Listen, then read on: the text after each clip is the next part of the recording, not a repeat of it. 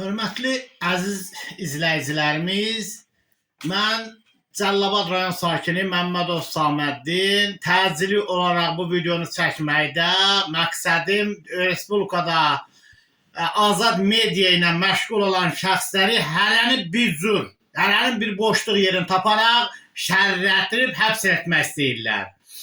Bir neçə gün bundan əvvəl sizə bu barədə müraciət eləyib yayın vermişdim.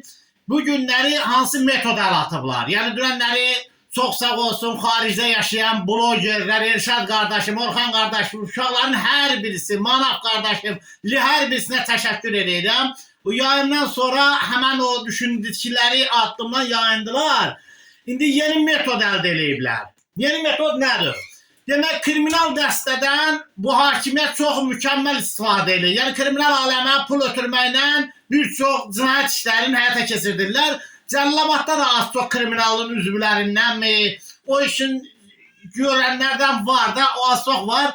İndi bu kriminal aləmin üzvlərindən, kriminal da deməzdim bunlara. Çünki asıl kriminal işçilər belə şey eləməzlər. Haradasa türmədə yatıp çıxmış adamlar deyərdim bunlara. Məsələn, nə cür yatıblar, necə yatıblar özləri bilən, ancaq vaxt bunlardan bu cür istifadə olunur. Ünvanımıza, şəxsən mənim ünvanıma yaxın adamlarımın tərəfindən ağır söyüş, özümə və ailə üzvümə yaxın qohumlarıma ağır söyüş göndərərək məni provokasiya çəkirlər. Məni və hal-hazırda bir oğlum Əli Nağıyevin, DTX-nın rəisin girovluğunda saxlanan bir oğlum içəridə, biri də mənim yanımda xəstə uşaqdır. Beyin travması alıb, neçə dəfə qəlpə yazıb, beynində travma var.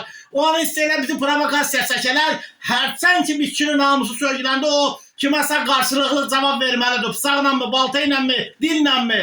Bizə oyun qurublar. Bu oyunun başında duran Azərbaycan hakimiyyətidir. Başda Əli Nağıyev, Vilayət Eyvazov. Sən kriminal aləmlə məni öldürmək, qorxuzmaq istəyirsən və yaxın hansısa cinayət törədim, siz məni tutasınız, bunu görməyəcəksiniz. Mən siz ağılda deyirəm.